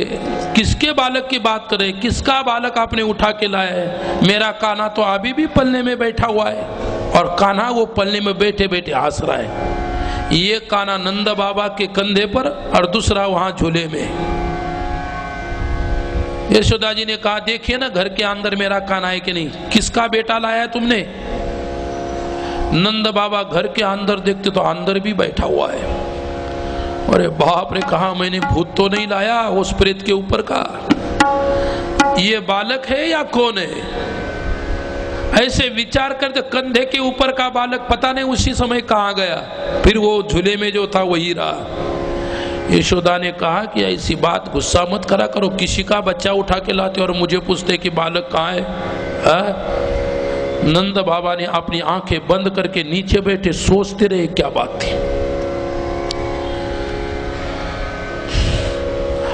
यशोदा ने कहा कि आपको पता नहीं ये मेरे कान्हा की करतूत हो सकती है, वो बड़े चमत्कार करता है। बाहर वाला कान्हा और अंदर वाला कान्हा एक ही है। जो बाहर खेलता है उसको सगुन कहते हैं, जो अंदर अनुभूत होता है उसको निर्गुण कहते हैं, और जो सगुन होता है वही अंदर का निर्गुण है। लेकिन भक्त के भाव जब बाहर चले जाते तो बाहर दिखाई देता है, भक्त जब अंतर्मुख के भाव अंतर्मुख हो जाते तो अंदर में अनुभूत होता है। बात इतनी है तो दोनों ही जगह पर वही, उसके बगैर और क्या चीज है। तो पुतना को भगवान श्री हरि ने मोक्ष दिया। अहो भकीयं स्तन कालकूटं जिघांसया पाय ददप्य साध्वी लेभे गतिं धात्र चितान्ततोन्यं कं वा दयालुं शरणं व्रजेम। विष पिलाने आई थी उसको भी भगवान ने मोक्ष दिया। अहो बकीयम स्तन कालकुटम, स्तनों में कालकुट विष लेके आई थी, उसको भी मोक्ष प्रदान किया। यही उनकी करुणा है। पुतना के बारे में कथा है। पुतना नारी होते हुए भी उसने बालकों को मारने का काम क्यों किया? बोले इसका एक कारण है। ये पुतना पूर्व जन्म में महाराज बलि की रत्नमाला नाम की कन्या थी। जब बलि राजा के यज्ञ में भगवान वामन आए थे बालक के रूप में, तो रत्नमाला ने वामन को देखा तो उनका शरीर स्वरूप देख को मोहित हो गई और परमात्मा को प्रार्थना करने लगी, नाथ ऐसा बालक यदि मेरे घर में हो जाए, मुझे ऐसा बालक प्राप्त हो जाए तो मैं उसको इतने प्रेम से स्तनपान कराऊंगी। ये रत्नमाला की पहले जन्म की इच्छा रही थी। भगवान ने कहा कोई बात नहीं, कृष्ण जन्म हो जाएगा ना तब तेरी इच्छा पूरी होगी। तो वही रत्नमाला की इच्छा कृष्ण अवतार में भगवान श्री कृष्ण ने पूरी कर दी। पुतना वध होने के बाद उसको मुक्ति दिलाई, पुतना का मोक्ष हुआ। पुतना को मोक्ष होने के उपरांत फिर भगवान का जन्मोत्सव मनाया गया। जन्मोत्सव मनाया गया और गांव में इतनी बड़ी जगह नहीं थी जन्मोत्सव मनाने के लिए, तो गांव के बाहर बहुत बड़ा ग्राउंड था, मैदान था, उसके ऊपर वो जन्मोत्सव मनाते। उसी समय पुतना तो मर गई, कंस को पता चला कि पुतना तो मर गई। अब शक्टासुर का नाम का राक्षस था, शक्टासुर नाम का, उसको भेज दिया कंस ने।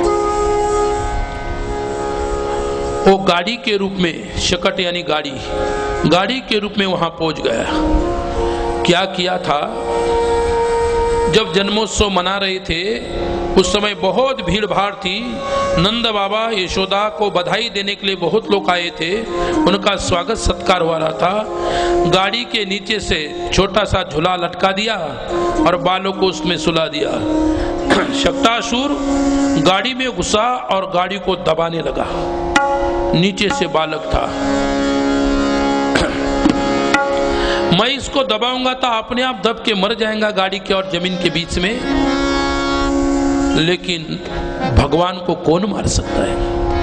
भगवान ने नीचे से गाड़ी को ऐसा पैर लगा दिया, गाड़ी नीचे आती ही नहीं। वैसे ही गाड़ी को लात मारी, उसके साथ शक्टासुर आकाश में चला गया और उसी समय आकाश से नीचे जब गिरा उसी समय मर गया। यही शक्तासुर हिरण्याक्ष का उत्कच नाम का पुत्र था और महर्षि लोमस के आश्रम में जो वृक्ष लगे थे उनको उखाड़ उखाड़ के फेंक देता था। तभी उसी लोमस ऋषि ने उसको शाप दिया था, मूर्ख, मेरे आश्रम के बगीचे के वृक्ष उखाड़ के फेंक देता है, इसलिए तू राक्षस हो जाएगा और तुझे ही भगवान आकाश में उखाड़ के फेंक देंगे, तब तेरी मुक्ति होगी। उसके बाद वायु के रूप में कंस ने तृणावर्त नाम के राक्षस को भेजा। उस तृणावर्त वायु के रूप में था। बड़ी धूल, वायु, आंधी, तूफान उसने निर्माण किया और उसी तूफान के साथ तृणावर्त जब आया, पूरा जन्म महोत्सव तीतर बीतर करने के लिए भोर से आंधी छुटी, वायु छुटा। फिर भगवान ने सोचा कि ये तृणावर्त है। तृणावर्त को उसी समय भगवान ने आकाश में, वो तृणावर्त भगवान को उड़ा ले गया। भगवान ने ऊपर जाके उसकी छाती पकड़ ली और उसको मार गिराया नीचे। तृणावर्त का वध हो गया। इसी प्रकार से भगवान एक एक लीला करते हैं। तृणावर्त के बाद भगवान श्री हरि का नामकरण संस्कार हुआ। उस नामकरण संस्कार के बारे में हम कहेंगे, उससे पहले थोड़ा सा संकीर्तन हो जाएगा। प्रिया राधे प्रिया राधे, राधे राधे प्रिया प्रिया, बोलिए प्रिया राधे प्रिया राधे, राधे राधे प्रिया प्रिया, प्रिया श्यामा प्रिया श्यामा, प्रिया श्यामा प्रिया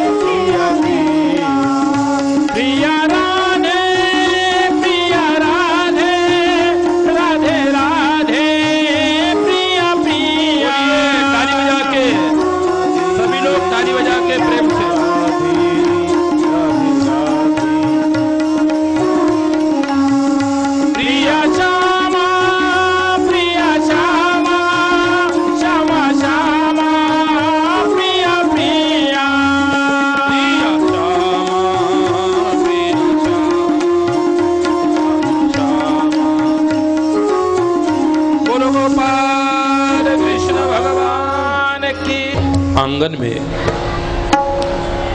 भगवान श्री कृष्ण जब इस प्रकार से खेलते हैं तो बाबा को बहुत प्रेम भक्ति जैसे उमड़ आती है कि मेरा कान्हा कितना सुंदर है और कैसे कैसे क्रीड़ा लीला करता है। लेकिन मेरा कान्हा भगवान है, ये न यशोदा को पता है न वसुदेव जी को पता है, नंद बाबा को पता है। आंगन में खेलते समय उनके पैरों में छोटे छोटे घुंघरू जो बांधे थे, उनकी जो पैंजनियां है कितनी सुंदर बजती थी, इसका बहुत सुंदर वर्णन एक संत ने किया है। बड़ा सुंदर गीत है। संत जी कहते हैं, बाजिरी लला की पैंजनिया, बाजिरी लला की पैंजनिया, बाजिरी लला की पैंजनिया, बाजिरी लला की पैंजनिया, बाजिरी लला की पैंजनिया, बाजिरी लला की पैंजनिया, बाजिरी लला की पैंजनिया, बाजिरी लला की पैंजनिया। छुम छुम छुम छुम छन न न न न न छुम छुम छुम छुम छुम छुम छुम छुम छन न न न न न छुम छुम छुम छन न न न न छुम छुम छुम छन न न न न न छुम छुम छुम छन न न न न। बाजिरी लला की पैंजनिया, बाजिरी लला की पैंजनिया, बाजिरी लला की पैंजनिया, बाजिरी लला की पैंजनिया। यशोमती लला को चलन सिखावती, यशोमती चलन सिखावत, अंगूरी पकड़ी दो जनिया। आहा बाजिरी लला की पैंजनिया, बाजिरी लला की पैंजनिया। पूरे संसार को जो चलाना सिखाता है उसको यशोमती मैया यशोदा जी अपने अंगुली को पकड़ पकड़ के चलाना सिखाती कि लाला ऐसे खड़े हो जाओ, ऐसे पैर रखो, ऐसे चलो। कितना सहज और सरल वात्सल्य भाव। माँ का तो वात्सल्य है, उसके शरीर पर सुंदर कपड़े पहना,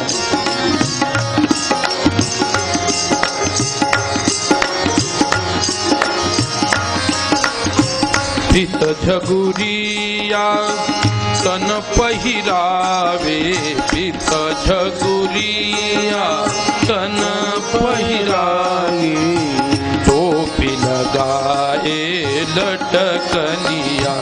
आहा बाजिरी लला की पैंजनिया, बाजिरी लला की पैंजनिया।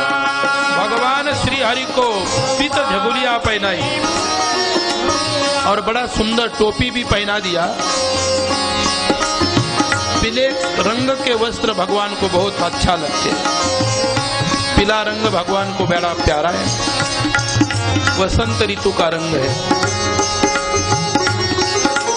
और आगे कहते हैं, नंद बाबा को बाबा कहत है, नंद बाबा को बाबा कहते, नंद जी को बाबा बाबा कहने लगा।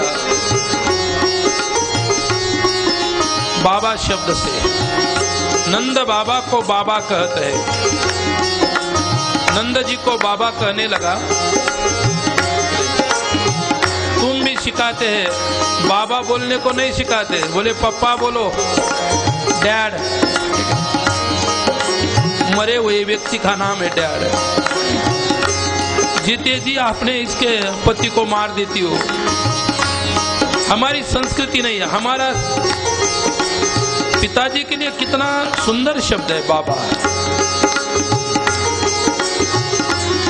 यशोदा माँ कहती है, ये तुम्हारे पिता है, इनको बाबा कहो।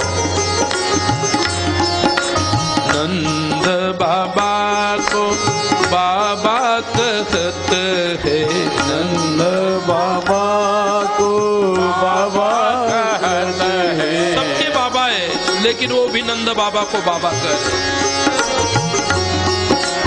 तीनों लोक के धनिया बाजीरी लला की धनिया, बाजीरे लला की धनिया, बाजीरे लला की धनिया।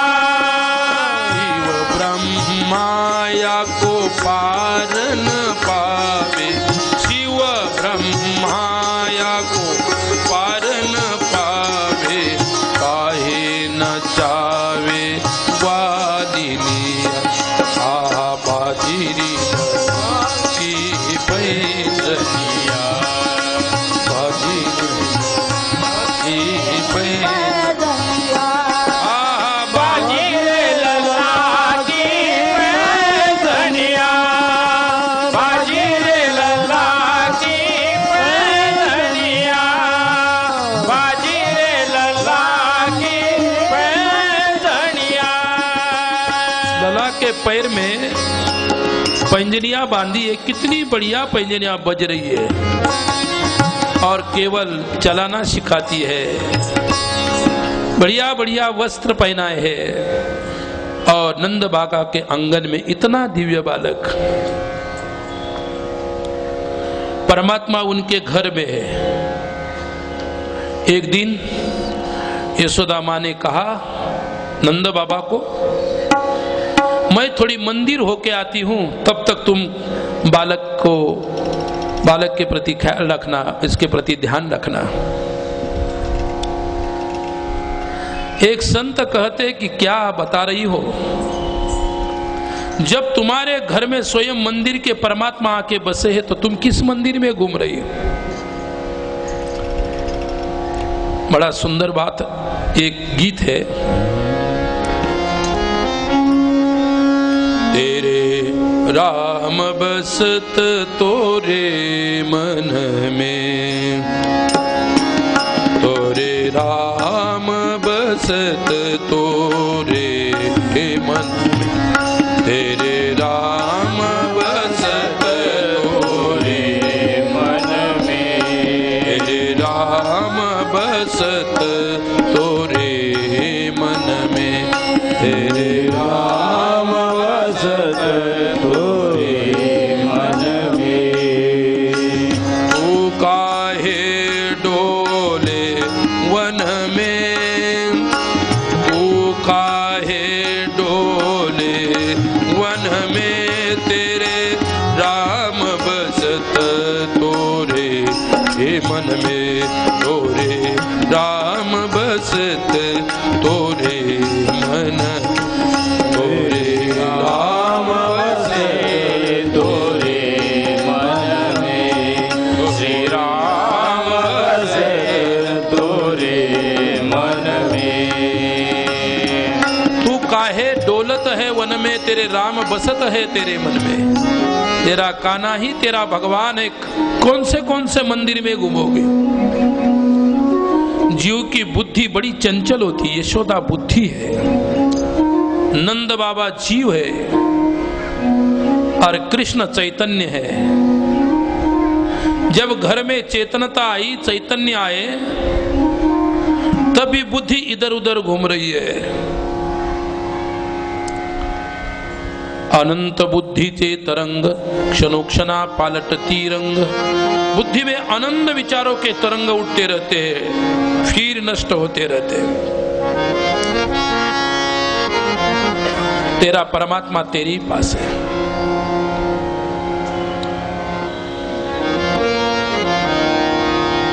इसलिए परमात्मा कहीं नहीं है। कहा है कि ईश्वर सर्वभूतानाम, हर एक भूत के अंदर उसका निवास है। सी गॉड विथ इन, हर चीज में परमात्मा है, हर वस्तु में परमात्मा है, भगवान है। तेल देखते हो तो तेल की धार भी देखा करो। सर्वतो वीक्ष कर्तव्यम, अपना कर्तव्य है ज्ञानी व्यक्ति का कि हर चीज में परमात्मा है। और जो व्यक्ति इस प्रकार से ऑब्जर्व करता है उसी को ही परमात्मा सभी जगह पर दिखाई देते हैं। इसलिए भगवान कहाँ नहीं है तो यशोदा मंदिर जाना चाहती है। संत कहता है कि क्या मंदिर जाओगी, मंदिर का परमात्मा तो तुम्हारे घर में आके बसा है। तो कृष्ण ही परमात्मा है। उसके बाद उनका नामकरण संस्कार करने को कहा। यादव के पुरोहित गर्ग है, गर्ग उनके पुरोहित है, और नंद बाबा के पुरोहित शांडिल्य ऋषि है। जो भी अपना पुरोहित होता है उस पुरोहित के द्वारा ही नामकरण संस्कार होते हैं। तुम्हारे कुल का जो पुरोहित होगा उसी पुरोहित के द्वारा तुम नामकरण संस्कार करना चाहिए। नंद बाबा ने अपने बालकों के नामकरण संस्कार करने चाहे और आमंत्रित किया गर्ग को। गर्गाचार्य को मिले, आप विद्वान हैं, मेरे बालकों के नामकरण संस्कार करें। गर्गाचार्य ने कहा कि मैं नहीं कर सकता। क्यों? मैं तुम्हारा पुरोहित नहीं हूं। दूसरी बात, तुम्हारे पुरोहित शांडिल्य है, उनसे करवाओ। शांडिल्य के पास जब नंद बाबा गए तो उन्होंने कहा इन दोनों ही बालकों के संस्कार गर्ग ही कर सकेंगे। उनको पता था कि ये यादव के बालक है, यादव वंश के, और यादवों के पुरोहित थे गर्गाचार्य। बोले वो तो आपके तरफ भेज रहे, आप उनके तरफ भेज रहे, ऐसे मुझे क्यों परेशान कर रहे हो?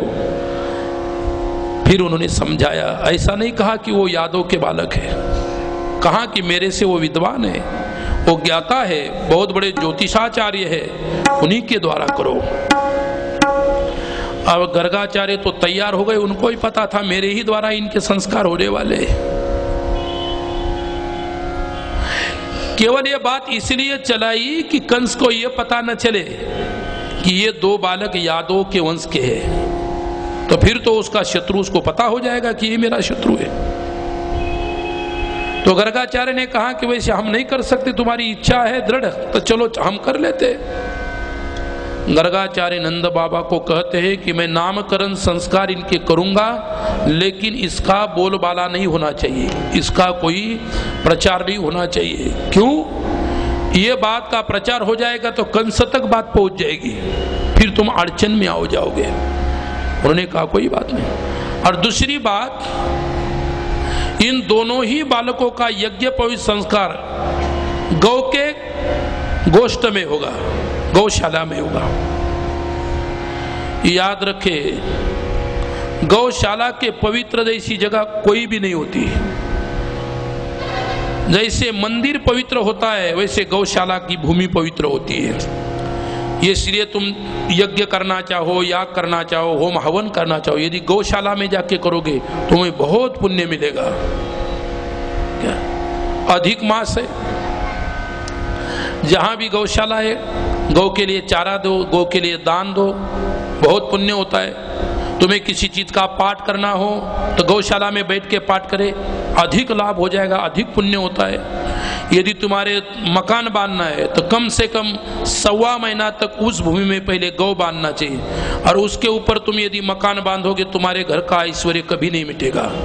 क्योंकि गौ में ऐश्वर्य होता है, गौ ऐश्वर्य का प्रतीक है, सभी देवताओं का वास उसमें है। इसलिए तुम्हारे घर में जो कुत्सित ग्रह होते हैं वो नहीं रहेंगे कभी। इसलिए नियम ऐसा होता है कि जहां अपने को रहने का घर बांधना होता है पहली गौ बांधो वहीं पर। अब 1.25 महीने नहीं बांध सकते, 1-2-4 दिन क्यों ना हो लेकिन बांधो, या गौ का स्पर्श क्यों ना उसको करो, वहां लाके गौ की पूजा करो, बाद में घर का काम शुरू करो। तो ऐसा शास्त्र की बातें मैं तुम्हें बता दिया। नंद बाबा गर्ग पुरोहितो राजन यदूनाम समूहाता प्रजम जगामनंदस्य वसुदेव प्रचोदितः। देखो, गर्ग को पता नहीं था, लेकिन वसुदेव जी ने कहा। वसुदेव जी मथुरा में रहते थे। एक दिन गर्ग को मिले कारागृह में, कहा कि अपने ही बालक है, उनका संस्कार तुम्हारे हाथ से हो जाए, और ये बात तुम नंद बाबा को जाके बताओ। ये नहीं बताना कि हमारे बालक है करके, लेकिन इनका संस्कार गर्ग के द्वारा करें। तो ये वसुदेव जी ने कहा था कि ये नंद बाबा, हो सकता है नामकरण गलत हो जाए, किसी दूसरे ब्राह्मण के द्वारा हो जाए, पहले से कर दिया।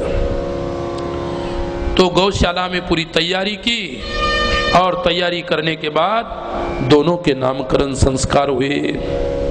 रमयति सर्वान आनंदयति रामः, सभी को आनंद देते, रमाते हैं, इसलिए बड़े बेटे का नाम राम रखा। बलाधिक्यात इति बलः, बहुत बलशाली थे इसलिए उनका नाम बल रखा। दोनों मिलके हो गए बलराम, इसलिए बड़े बेटे का नाम बलराम रखा। सम्यक कर्षयति एकी करोति इति संकर्षणः, और बलराम जी का एक नाम संकर्षण है। सम्यक कर्षयति एकी करोति, किसी का झगड़ा हो जाए, किसी का कुछ हो जाए, वो मिटा के उनको एक कराने में बहुत होशियार थे, इसलिए उनका नाम संकर्षण रखा। 3 नाम रखे। अब इनका रखना है नटवर नागर का, बड़े नटखट बचपन से ही। फिर गर्गाचार्य ने कहा, भगवान इनका नाम भी तो रख दो। बोले इनका नाम रखूं क्या, इनके तो अनंत नाम है। विष्णु सहस्त्र नाम देखिए कितने नाम है इनको, इनका नाम मैं नहीं रख सकता। नहीं, बोले इनका नाम रखो। द्वापारे भगवान श्यामः, श्यामता के कारण द्वापार युग में भगवान का नाम कृष्ण रखा, और इनका नाम कृष्ण कर दिया। फिर ये नामकरण संस्कार हो गए, भगवान वहां लीला करने लगे। वत्सान मुंच क्वचित समये क्रोश संजात हासः, स्तेयं स्वाद्वत्य दधीपय कल्पितैस्तैर स्तेयर्योगैः, मर्कान् भोक्षन् विभजति चेतान्, भाण्डं भिनाति द्रव्याभाले सगृह कपितो यात्युपक्रोशलोकान्। श्रीमद् भागवत जी में वत्सान मुंचन क्वचित समये क्रोश संजात जाता, लीला करने लगे। लोग उठने से पहले गौ के गोष्ठ में जाके छोटे छोटे बछड़े को छोड़ देते। लोग उठने से पहले बछड़े गौ का दूध पी लेते, फिर दूध निकलने के जाओ तो दूध ही नहीं निकलता। लोगों के मन में इतना भय हो गया, डर हो गया कि पता नहीं कुछ गोकुल में जादू हो रही है, कौन ऐसा जादूगर है, गौ का दूध ही उड़ा दिया। जैसे तुम भी बोलते हो कि हमारे गौ का दूध नहीं निकलता, उड़ा दिया किसने, कोई जादूगर। गोकुल के सबसे बड़े जादूगर तो यही है, दूध उड़ा दिया। सब लोग इस प्रकार से डर गए। नंद बाबा के यहाँ पर आए लोगों ने सब शिकायत की, कुछ ना कुछ करना होगा। नंद बाबा ने कहा कि मांत्रिक तांत्रिकों से लाके यज्ञ या आदि या मंत्र तंत्र करो, तब जाके ठीक हो जाएगा। भगवान ने कहा सबसे बड़ा भूत तो मैं हूं, और मेरा ही सब कुछ ये कारण होने के कारण सब कुछ हो रहा है। एक दिन क्या हुआ, नामकरण संस्कार हुए। एक श्रीधर नाम के भट्ट थे, ब्राह्मण थे, घर आए सुबह सुबह। यशोदा माँ काम कर रही थी। यशोदा माँ को कहा कि मैं तुम्हारे बालक का भविष्य देखना चाहता हूँ। क्या? बोले कोई बात नहीं, देखो भविष्य। माँ तो किसी को नहीं नहीं कहती, कोई भविष्य देख रहा है, कोई कुछ कर रहा है, कुछ कर रहा है, ठीक है। बोले हमें बैठने के लिए एक कुछ आसन दो। लकड़ी का पटला था, उठाया और बैठने के लिए दिया, चौकी दिया बैठने के लिए। फिर कहा ठीक। फिर लकड़ी की छोटी सी चौकी थी, उसके ऊपर बिठाया उसको, पंचांग निकाला उसने और भविष्य देखना चाहता है। फिर यशोदा माँ बाजू में बैठी, उल्टी सीधी बातें बताने लगा। भगवान को नहीं सह गई। भगवान ने कहा अब तू ब्राह्मण है इसलिए बच सकता है, नहीं लेकिन तू बचेगा ही नहीं, क्योंकि मेरे लिए लोग कहते गो ब्राह्मण हिताय जगत हिताय कृष्णाय गोविंदाय नमो नमः। अब तू ब्राह्मण इसलिए छूट जाएगा, नहीं तो मर जाता इस समय। माँ को ऐसा डरा दिया, कुछ भी बता दिया जो मन में आवे। माँ ने कहा कि देखो ठीक है, ऐसा कर्मकांड करो, वैसा करो, ये करो, वो करो, सब बातें बताई। फिर बाद में उसने कृत्या निर्माण किया और भगवान को मारने के लिए छोड़ी, तंत्र से एक कृत्या निर्माण किया उसने, भगवान के ऊपर छोड़ दी। अब भगवान तो सब तंत्र नहीं, मंत्र नहीं, सब चीज को जानने वाले तो भगवान है, सर्वशक्ति समर्थ। बोले ब्राह्मण मुझे मारने के लिए तू कृत्या की, भगवान ने उसी समय कृत्या को तो जला दिया, लेकिन ब्राह्मण को कहा यदि तुझे जीवित रहना है तो भाग जा यहां से, नहीं तो मर जाएगा।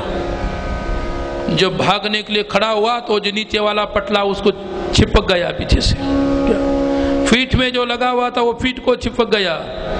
भगवान ने एक डंडे को आदेश किया, डंडा उठा, उसको जहां नहीं वहां मारने लगा, फीट पर मारने लगा, पेट पर मारने लगा, जंघाओं पर मारने लगा, सभी शरीर पर मारने लगा।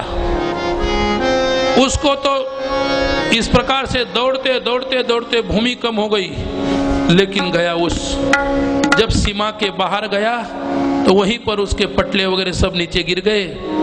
अरे बाप रे, बोले कठिन काम है, मैं वहां जीवित होके यहाँ पर आया यही ठीक। अब राजा को बता, ये भी कंस ने भेजा होगा। बोले तू मथुरा से आया होगा ना, इसलिए जो भी मथुरा से आएगा उसको तो मृत्यु ही है, लेकिन तू ब्राह्मण होने के नाते बच गया, नहीं तो तेरी भी मृत्यु निश्चित थी। इसी प्रकार से बातें वहां पर होने लगी। उसके बाद भगवान ऐसे काम करने लगे, चोरी करने लगे, मस्ती करने लगे। तो किसी ने माँ को कहा कि तुम्हारा कान्हा तो बहुत मस्ती कर रहा है, किसी को बछड़े चोट देता है, किसी के दही दूध के मटके जो है वो इस प्रकार से लुटता है, तोड़ देता है, फोड़ देता है, खाता पीता है, बंदरों को खिलाता है, ग्वालों को खिलाता है, चारों तरफ इस प्रकार से मस्ती हो गई। तो यशोदा माँ ने कहा कि इसके घर में ही बांध के रखूंगी। फिर घर में बांधने के लिए एक रस्सी लाया, उसके कमर में रस्सी बांधने लगी तो कहते 2 उंगली रस्सी कम गिर गई। यदासी तदपि न्यूनम पयो अन्यादपि संदधे